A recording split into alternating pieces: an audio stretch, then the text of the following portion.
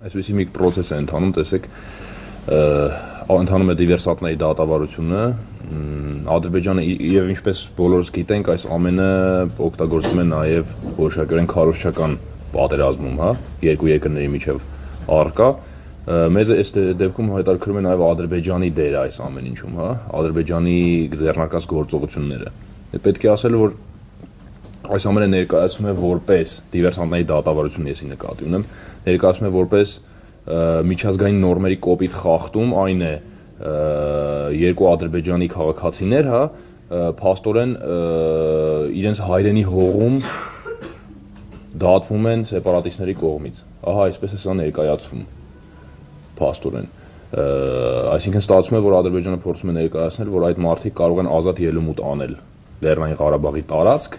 եւ նրանց իրավունք չունի ոչ մեկ դատելու։ Սա է ամբողջ, այսպես ասած, նրանց տեղեկատվական հիմնական կլիշեն, հա, համաձայն որի հայերը խախտում են միջազգային նորմերը։ Այսինքն այս ամենը կոպիտ խախտում է։ Փաստացիորեն այսպես է այս ամեն ինչը ներկայացվում։ Իսկ ո՞նց է արձագանքում։ Ես ձեզ ասեմ, նու այս ամեն ինչը մեր կողմից դիտարկվում է որպես նորմալ երևույթ, հա, այսինքն մարդիկ խախտել են որոշակի օրենքներ, երկրի օրենքներ, այս դեպքում խոսքը գնում է Լեռնային Ղարաբաղի Հանրապետության մասին եւ դատվում են համաձայն Լեռնային Ղարաբաղի Հանրապետության օրենքների։ Այսինքն բնականաբար այն կոչերը, որ նրանց պետք է, չգիտեմ, գնդակահարել, վառել, այս ամենը ես գտնում եմ, որ այնուամենայնիվ իրավական տեսանկյունից սա ավելի ողջունելի գործընթաց է, հա, այսինքն հնարավոր չէ մարդկանց առանց դատ եւ դատաստանի ինչ որ որոշակի վճիռ կայացնել, հա, այսինքն այս ամեն ինչը հնարավոր չի եւ կարող է խաղալ այստեղ արդեն հայերի եւ Հայաստանի միջազգային իմիջի հետ, այնպես որ մեզ մոտ էլ նույնպես կան դժգոհություններ կապված այս ամեն ինչի հետ, ես այսպես ասեմ, հա, մեր տեղեկատվական դաշտում եւ սոցիալական կայքերում ընդհանրապես ինչպես գիտենք քննարկվում է այս խնդիրը, այնպեսի կարծիքներ են հնչում, որ իրոք պետք չէ նրանց նկատմամբ այսպես ասած մարդկային մոտեցում ցուցաբերել, հա, ինչու պետք է նրանց կերակրեն, չգիտեմ, պահեն, մանեն, սակայն եկեք չմոռանանք, որ մենք Հայաստանը եւ Լեռնային Ղարաբաղը հանդես են գալիս որպես միջազգային նորմերի հստակ պաշտպաններ, հա, իսկ հակառակ դեպքում կստացվի, որ ադրբեջանցիների ձեռքում եւս մեկ խաղաքարտ կհայտնվի։ Չենք հավասարում իրենց Փաստորեն, այսինքն այո, մենք այդ պահպանում ենք այդ սկզբունքը, որ չենք հավասարվում թշնամուն, հա, այսպես ասենք։ Օգոստոսյան իրադարձությունից հետո տեղեկատվական դաշտում ինչ փոփոխություններ նկատվում են։ Տեսեք, բնականաբար օգոստոսյան իրադարձությունից, եթե սահմանի այդ միջադեպերը նկատի ունեք, բնականաբար այդ պահին բավական ակտիվացել էր տեղեկատվական դաշտը, նորից պետք է կրկնեմ ի պատիվ մեր լրատվամիջոցների, պետք է ասել, որ այս անգամ բավական պրոֆեսիոնալ աշխատեցին, այսինքն չենթարկվեցին սադրանքների, հա, ես մեծամասնության մասին եմ ասում կոնկրետ ՍԼՄ-ների, այժմ ես անուններ չեմ տա, այսինքն չենթարկվեցին սադրանքների, ամեն ինչ փորձեցին ավելի սթափ եւ ճիշտ ներկայացնել։ Իսկ ինչ վերաբերում է հիմիկվան, ապա այժմ տեղեկատվական դաշտի ակտիվությունը կապված է այս կամ այն իրադարձությունից։ Այսինքն ամեն ինչ կարելի մեկ բառով ասեմ, ամեն ինչ ընթանում է նույն հունով, գրեթե, հա, որովհետեւ փոփոխություն մենք այժմ կոնկրետ չենք նկատում։ Իսկ կարող ենք ասել, որ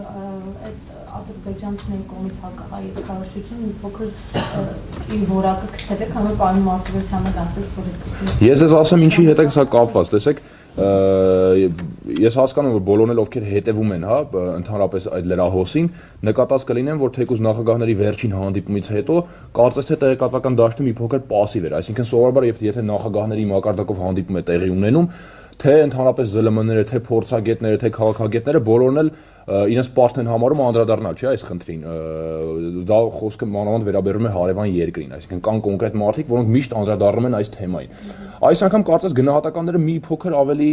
ինչպես ասեմ, պասիվ էին, հա, եթե կարելի է այդպես արտահայտել, զսպված էին, այո, այսինքն չկար կոնկրետ ինչ որ տենց մեղադրական ինչ որ եզրակացություններ, չկային մեղադրական ինչ որ ուղերձներ, հա, ուղղված Հայաստանին։ Եվ կարծես թե ադրբեջանական ԶԼՄ-ները նույնպես այս հարցում բավական պասիվ էին։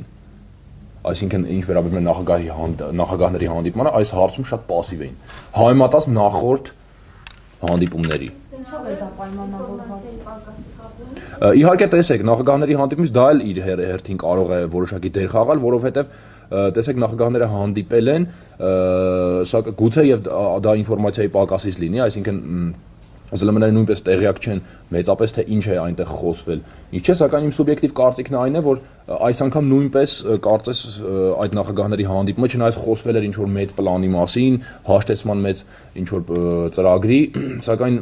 արդյոք սա այլ տեղից շարժվել է թե ոչ, ցույց կտա այս անգամ ժամանակը։ Այսինքն ըստ էության ադրբեջանական ԶԼՄ-ները դա անցալել են որպես հերթական հանդիպում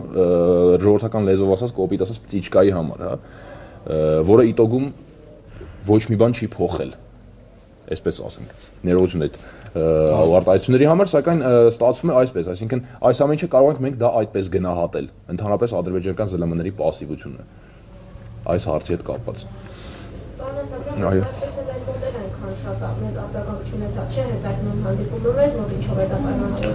Մեզ մոտ էլ ես կարող եմ ասել, որ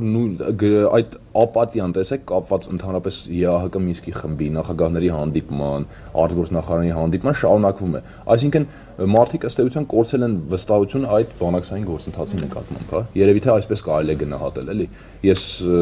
դա սա իմ սուբյեկտիվ կարծիքն է, չգիտեմ ինչեր են կատարվում, դժվար է այժմ ասել, նորից եմ գրկանում, ցույց կտա ժամանակը, սակայն սա դեռևս ինֆորմացիան այդքան բաց չէ, որպեսզի կոնկրետ ինչ-որ վերլուծություններ անել, հա։ Համենայն դեպս ստացվում է, որ դեռևս